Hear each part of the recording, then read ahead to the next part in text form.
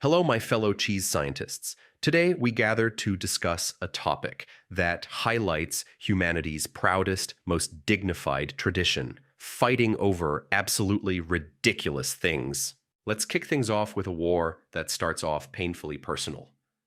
The War of Jenkins Ear. Yes, you heard that right. An ear.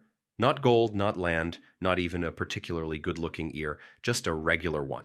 The year was 1731, and a British merchant named Robert Jenkins got his ear lopped off by a Spanish coast guard because, well, piracy was trendy back then. Jenkins, being a man of questionable priorities, kept his severed ear in a jar of alcohol. 8 years later, he dramatically presented this jar to the British Parliament, as if to say, "Look what they did to me." Parliament naturally responded with the only logical solution: war.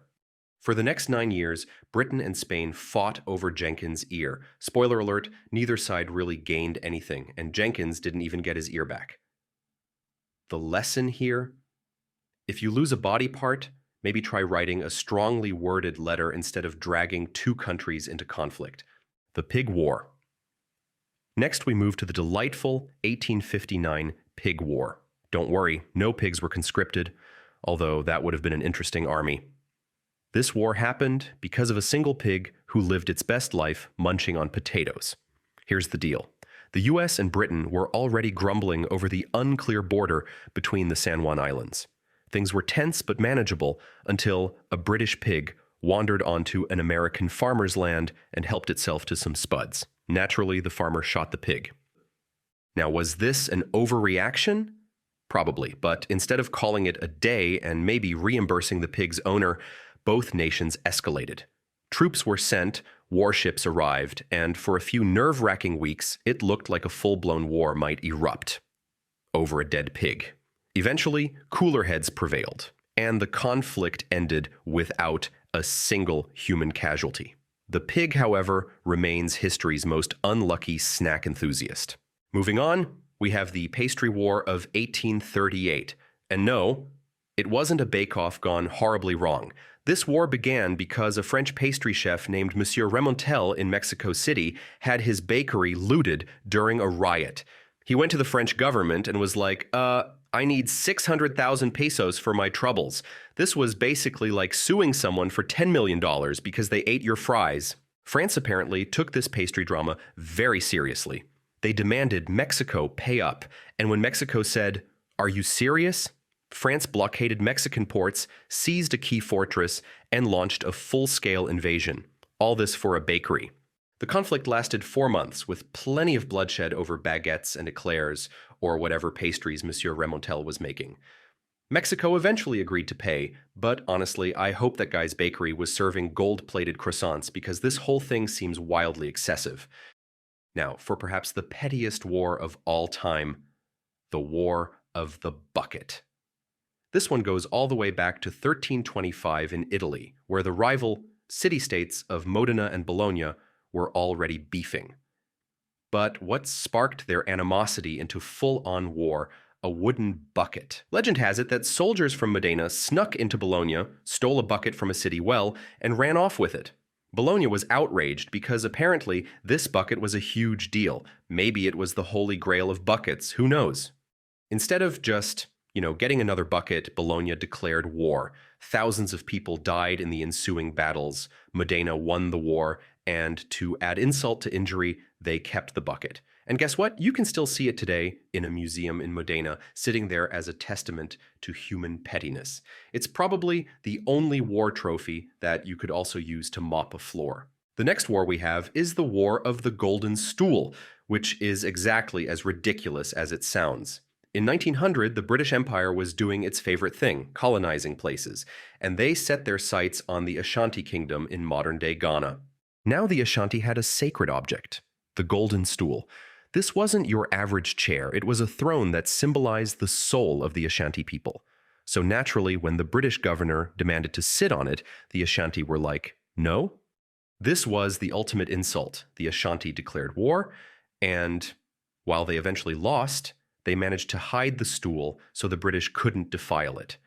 Imagine going to war because someone wanted to sit in your sacred chair. This is why we can't have nice things.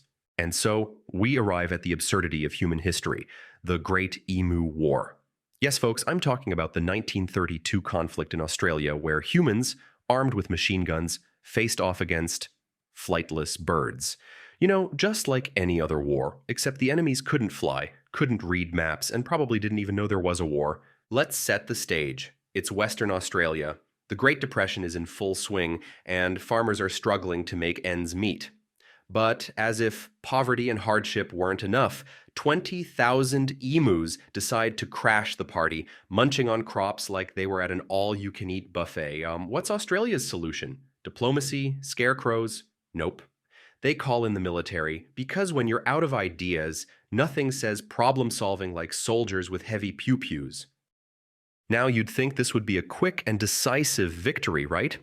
I mean, it's birds. But the emus had other plans.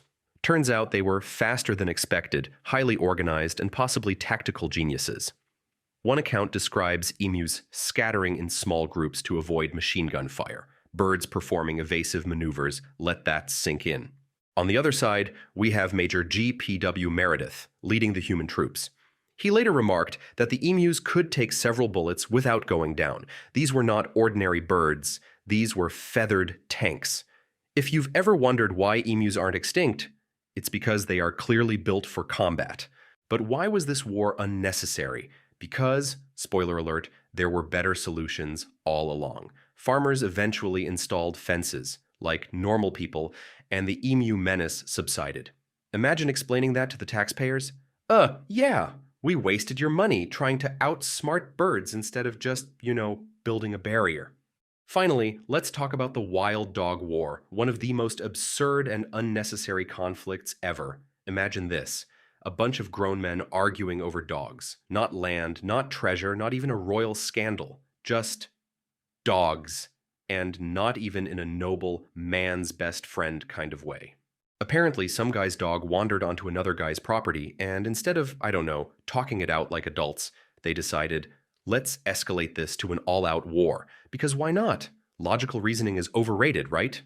Now picture armies gathering for battle, generals strategizing, supplies being shipped, all because someone's dog couldn't respect a fence. And these weren't small skirmishes either. People actually fought over this nonsense. Soldiers were out there dodging arrows or musket balls, thinking, am I really risking my life for Fido's unauthorized walk?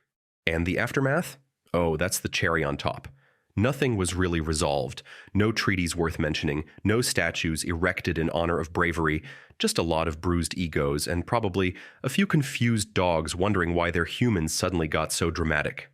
I hope my fellow cheese enthusiasts enjoyed this. Don't forget to like if you did.